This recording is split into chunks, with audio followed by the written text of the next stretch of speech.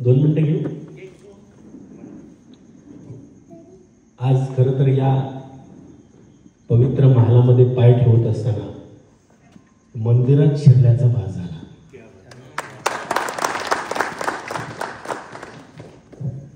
चांदवड नगरीमधली जी पवित्र काळजाची माणसं आहेत, मगाशी बाजारात फिरत होतो, एवढी भली मोठी रांग होती माणसांच्या, पण त्यात माणसं जी होती ना ती फक्त एवढीच होती.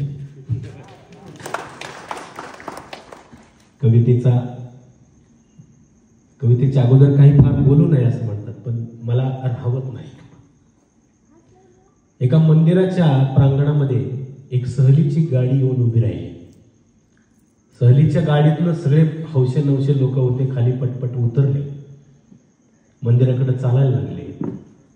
मंदिराच्या पायऱ्या चढून काही लोक वरती गेले. दुपारची वेळ होती, भर उन्हाची. मंदिराचा गाभारा वरांडा होता, तो पास केला. आतमध्ये गेले गाभाऱ्यामध्ये, देवाचं दर्शन करणार इतक्यात तिथली लाईट गेली. लाईट गेल्यानंतर कोणालाच देवाचं दर्शन होईना. सगळे अंधारात एकमेकाला असे अंधारात चाचायला लागले. देव कोणालाच दिसायला तयार नाही. एक माणूस आला होता, त्यानं बघितलं होतं कोणीतरी मंदिराला एक आरसा भेट दिलेला, तो भिंतीवर बाहेरच्या बाजूला टाक. तो आरसा भिंतीवर असा कोणीतरी बाहेरच्या बाजूला टांगलेला होता. तो माणूस एकटा मंदिराच्या गाभाऱ्यातनं बाहेर आला. बाहेर जाऊन तो भिंतीवरचा आरसा त्याने काढला. बाहेर गेला. वरांड्याच्याही बाहेर भर होणार. सूर्याची किरण त्या माणसानं त्या आरशावर घेतली आणि एक मोठा असा प्रकाश झोत त्या माणसानं मंदिराच्या गाभाऱ्यात सोडला. त्या प्रकाशानं मंदिराचा गाभारा लखकन उजळला. सगळ्यांना पटकन देव दिसला. प्रत्येकानं मनोभावे देवापुढं, मला हे कर, माझं हे कर, माझं ते कर, याचं वाईट कर, त्याचं चांगलं कर. बरंच काही होतं, बोलून घेतलं. देवाचं दर्शन झालं. सगळे बाहेर यायला लागले. एक छोटी पोरगी होती, एवढी एवढी, आपल्या बापाचं बोट धरून ती सुद्धा पोरगी त्या मंदिराच्या गाभाऱ्यात गेलेली. बाहेर येता येता त्या छोट्या पोरीनं आपल्या बापाला प्रश्न विचारला. हल्ली पोरं काय विचारतात आपल्याला माहित नाही. बापाला प्रश्न विचारला, बाबा देव मोठा का सूर्य मोठा? बाबा देव मोठा का सूर्य मोठा? बाबा म्हणाले, बेटा देव मोठा. पोरगी म्हटली, बाबा जर देव मोठा असेल तर त्या देवानं त्याच्या दर्शनाला एवढी सगळी माणसं गाभाऱ्यात गेली असताना त्या देवानं त्या गाभाऱ्यात उजेड का नाही केला? बाबा म्हणाले, बेटा कदाचित सूर्य मोठा असेल बाई. पोरगी म्हटली, बाबा जर सूर्य मोठा असेल तर त्या सूर्यानं एवढी सगळी माणसं मंदिराच्या गाभाऱ्यात शिरत असताना बघितलेली, मग त्या सूर्यानं तिथं का नाही उजेड केला? म्हणे. बाबा म्हणले, बेटा कदाचित आरसा मोठा असेल बाई. पोरगी म्हटली, बाबा जर आरसा मोठा असेल तर त्या आरशाला तर माणसानं जन्माला घातलं. वैतागून बाबा म्हटले, बेटा कदाचित तो माणूसच मोठा असेल बाई. माणूस मोठा असेल म्हटल्यावर पोरगी म्हटली, बाबा माणूस जर मोठा असेल तर एवढी सगळी माणसं या मंदिरात कशाला आली होती? म्हणजे बाबा म्हटले, बेटा कदाचित याच प्रश्नाचं उत्तर देण्यासाठी देवानं माणसाला जन्माला घातलं असेल. आणि मग छोटी पोरगी आपल्या बापाला त्या प्रश्नाचं उत्तर देते. बाबा म्हणे, या प्रश्नाचं उत्तर काही फारसं अवघड नाही. ती छोटी पोरगी आपल्या बापाला म्हणते, बाबा एवढी सगळी माणसं भर दुपारी या देवळात कशाला आली होती माहितीये? त्यांना हा इथला उजेड बघायचा होता. उजेड जो आदरणीय भूषणजी कासदीवाल सरांनी त्यांच्या आयुष्यामध्ये, तुमच्या सगळ्यांच्या आयुष्यात हा उजेड पडावा म्हणून हा आज कवी संमेलनाचा या ठिकाणी गाठ घातला. एका फार मोठ्या उंचीच्या माणसाला भेटल्याचा आनंद मला आज आहे. काय आहे ओळींमध्ये सांगतो, 2-4 ओळींमध्ये तुम्हाला. सुधीर इनामदार नावाच्या कवीच्या ओळी आहे. अंतरातल्या किंकाळीने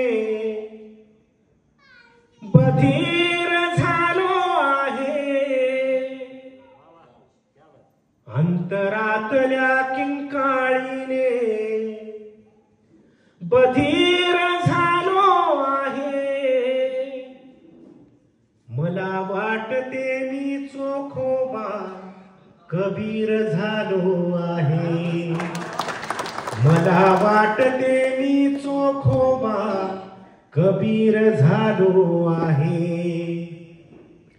भस्म व्हायचे उरले आहे या हाडांचे बाकी, भस्म व्हायचे उरले आहे या हाडांचे बाकी, बुक्का झालो गुलाल झालो अबीर झालो आहे, बुक्का झालो गुलाल झालो अबीर झालो आहे, मला वाटते मी चोखोबा कबीर झालो आहे.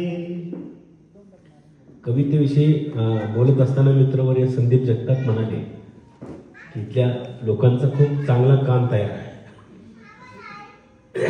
कविता माझ्या मते ही अव्याहतपणे चालत राहणारी प्रक्रिया आहे असं मला हल्ली वाटायला लागले. कारण मी 13 वर्षांपूर्वी एक कविता लिहिली होती मुलगीच्या शीर्षकाची. मुलगी म्हणजे ऐकली असेल तुम्ही अनेक लोकांनी. 13 वर्षानंतर मला वाटलं या कवितेत काहीतरी अपुरं आहे. त्या 13 वर्षानंतर मला त्याचं 3रं कडवं लिहावं लागलं. आज तुमच्या सगळ्यांच्या समोर महाराष्ट्रात कुठेही न म्हटलेलं ते कडवं तुमच्या समोर आज पहिल्यांदा म्हणणार. काय असते पोरगी, काय असते मुलगी. छोट्या छोट्या पोरी माझ्यासमोर दिसत आहेत. माझी थोडी मोठी झाली पोरगी आता. कधीतरी असं वाटलं की नरक कुठं आहे बघावा. असं कधी वाटलं तुम्हाला सगळ्यांना? नरकाचा पत्ता केवळ या जगात कवी सांगू शकतो. जर कधी असं वाटलं नरक कुठं आहे बघावा तर जिल्ह्याच्या शासकीय रुग्णालयात जायचं, तिथला सहज एकदा बर्नवर बघून घ्यायचा. 18 ते 25 वयोगटातल्या पोरी असतात. कुणी 70%, 80%, 90%, 100%पर्यंत भाजलेल्या अवस्थेत जेव्हा त्या पोरींना तिथल्या बेडवरती तळमळताना तुम्ही बघाल, तुम्हाला खात्री होईल या जगात नरक नावाची गोष्ट सुद्धा अस्तित्वात आहे. काय असते पोरगी? नवरा आणि बायको दोघं लग्न झाल्यानंतर पहिलं अपत्य पोरगी म्हणून जन्माला घालतील. मुलगी म्हणून पहिल्यांदा जन्माला घालतील, पण दुसरं अपत्य ती मुलगी म्हणून जन्माला घालतीलच याची खात्री देता येत नाही. एवढी वाईट असते काय पोरगी.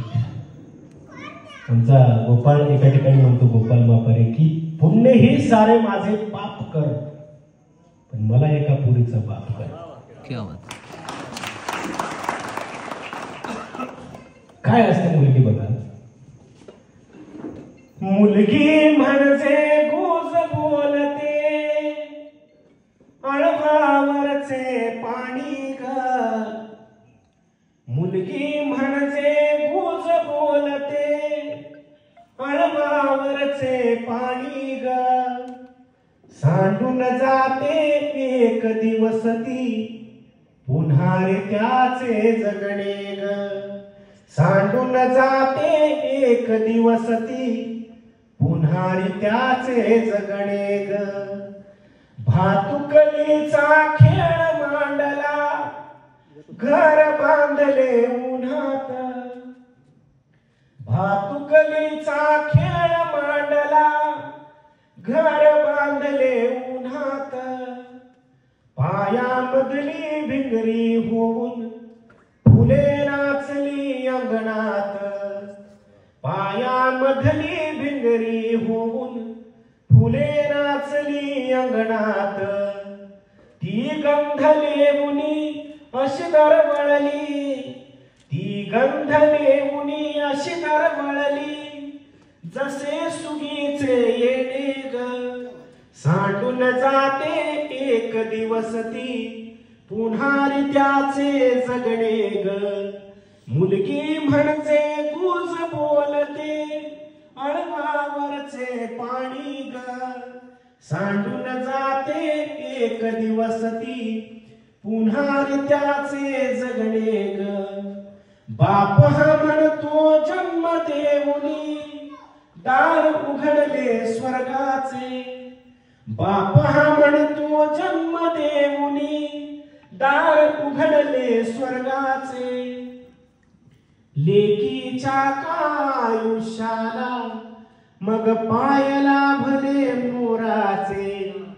लेकीच्या का आयुष्याला मग पायाला भले मोराचे ती वळणावरचा एक विसावा पुन्हा नदीचे वाहणे ग ती वळणावरचा एक विसावा पुन्हा नदीचे वाहणे ग सांडून जाते एक दिवस ती पुन्हा त्याचे जगणे ग मुलगी म्हणजे गुज बोलते अळवावरचे पाणी ग सांडून जाते एक दिवस ती पुन्हा त्याचे जगणे ग मुलगी असते उजेड नुसता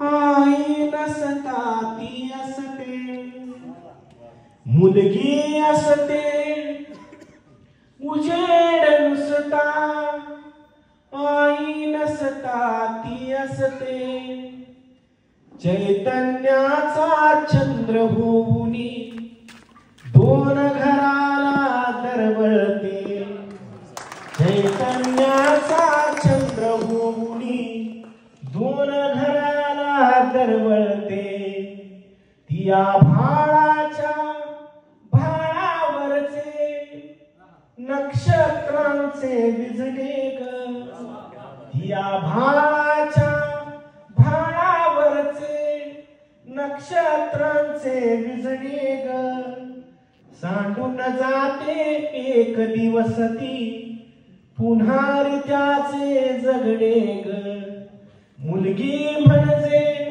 गुज बोलते अळवावरचे पाणी ग सांडून जाते एक दिवस ती पुन्हा त्याचे जगणे.